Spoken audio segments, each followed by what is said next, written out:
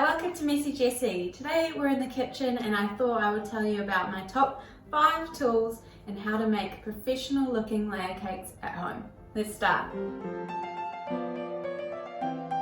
So my number 1 tool for a beginner baker at home trying to make professional looking cakes is without a doubt scales. So when you start making cakes just for yourself at home, it's easy to just follow a recipe from whatever website you're looking at, whether it's in cups or whatnot. But if you're going to start making your own professional cakes from home, what you need to be aware of, or what you want to create, is consistency. So every time you make a carrot cake, for example, you want to achieve the same results. You want that cake to be as delicious every time. You want to get to a point where you might not even have offcuts or wastage from your cake, and that means you're getting really efficient with your recipes and you can get them down to the gram. So for example, I have a spreadsheet of all my recipes and I'll break it down into, this is how many grams it is to make a 4-inch cake, an 8-inch cake, a 10-inch cake, and so on. And that means each time I make it, it's going to achieve the same result. Now, if you aren't working in grams, each time you weigh out, for example, a cup of flour, whether you're leveling it or just scooping it out and eyeballing it, you can get really drastically different results. So let's say I put 3 cups of flour in my cake. Each time I scoop out a cup of flour and dump it in my bowl. Well, the results may vary between each of your cups. So let's say 1 cup was 10 grams over, 1 cup was 12 grams over, 1 cup was 5 grams over. In the end, you're going to be left with almost 30 grams over what you originally should have been putting in. And that is going to mean each time you make a cake, you're going to get a different result. So, scales are essential. Tool number 2 is a turntable. So you might have seen one of these before. Mine's just a plastic one. And here it's got a little clip where you can turn it off and on. So if you want to just have your cake steady in one place, you can just lock it in place so it doesn't move. Otherwise, you just turn it on so it can spin around. And what this is used for is, rather than trying to reach around your cake and get the icing smooth on the other side, you can easily bring it around to you. And once you start getting good at caking, you'll be using your other tools to really pull the cake around and make it kind of work for you. So you get these nice, smooth, even lines on your cake. So the turntable will really make your life easier when it comes to making professional cakes.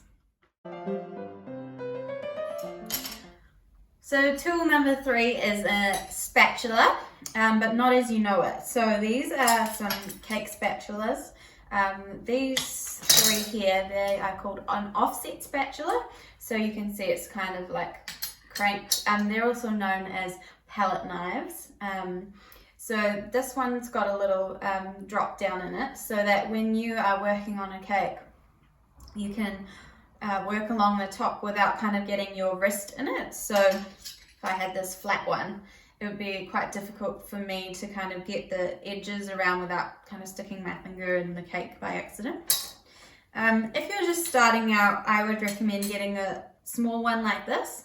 I never really needed this until I started doing quite big cakes, like big wedding cakes that serve kind of 100 people. You can achieve great results with a little guy like this. And especially when you're just making smaller cakes, whether it's 6-inch or 8-inch, you only need this little guy. I very rarely pull out these big guys, just because I find it a lot easier to work kind of more detailed with the smaller one. So that's tool number 3, is a palette knife or an offset spatula. Okay, so tool number 4, you would have seen this heaps if you watch a lot of caking videos, and that is a bench scraper or cake scraper, whatever you want to call it. So this is a really traditional bench scraper. So in pastry or lots of kitchens, professional kitchens. It's used basically like scoop up whatever you've been chopping and dump it in a bowl, or scrape the remains of your dough off the counter, which is basically how it in the name bench scraper. I really like these metal ones. They give you a really nice smooth line, and I quite like having this kind of cylinder thing to hold on to. This size though won't work for all cakes, because obviously it's not very tall, so if you have a bigger tiered cake that you're working on, you won't be able to do the whole side of it at once. But this is my go-to normally if I'm making any smaller cakes or just crumb coating. I pretty much pull this one out every time.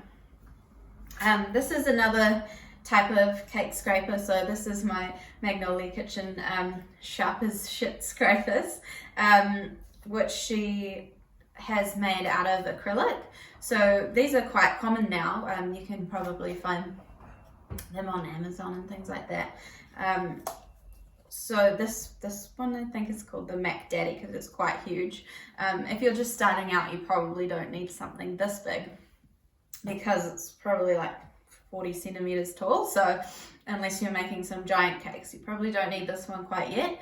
But this is also great for like getting the whole of your cake smooth at once, and works really well with things like ganache, where metal can sometimes be a bit temperamental. So yeah, two different options there.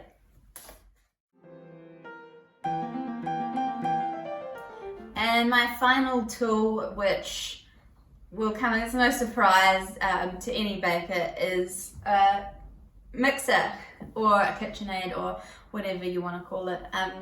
Of course, I started off just having my electric beaters, which you can now buy for like $20 from Kmart, and that'll get you so far. But when you want to start doing two things at the same time, it really helps to have a mixer on the go while you're working on something else. And if you start getting busy, there's just no way you can cope by hand beating a bunch of different things at once. So I would really recommend getting a mixer. This one that I have is, I think it was on sale for like $250. So you don't have to start off with an expensive KitchenAid mixer or anything like that. This one does the job really well. But when you grow your business, or you're starting to make a lot of cakes, or whatever else you might be making, you need a mixer with kind of a bigger bowl size. So for example, I made a wedding cake and it was not 6 tiers, but like 6 big layers of cake. And that meant I had to do 3 different rounds in my mixer because the bowl is so small. So having like a professional sized bowl would make it a lot easier, because you can obviously put more ingredients in it.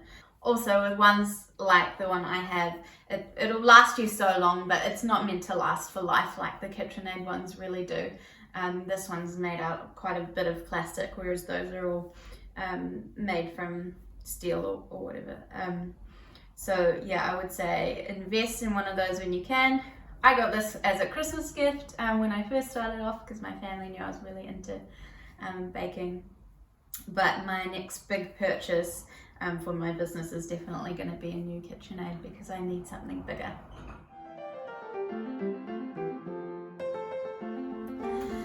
And my last little bonus tool suggestion, which is not even really a tool but more of a supply that I would recommend if you're starting off making professional cakes, is cake boards. So obviously if you're selling cakes, you can't just make it on a plate from home and give it to your customer, because you'll run out of plates.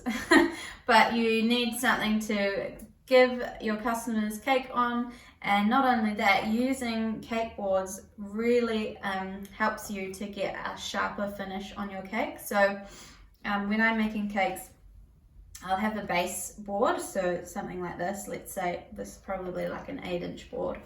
And then I will put another board on that.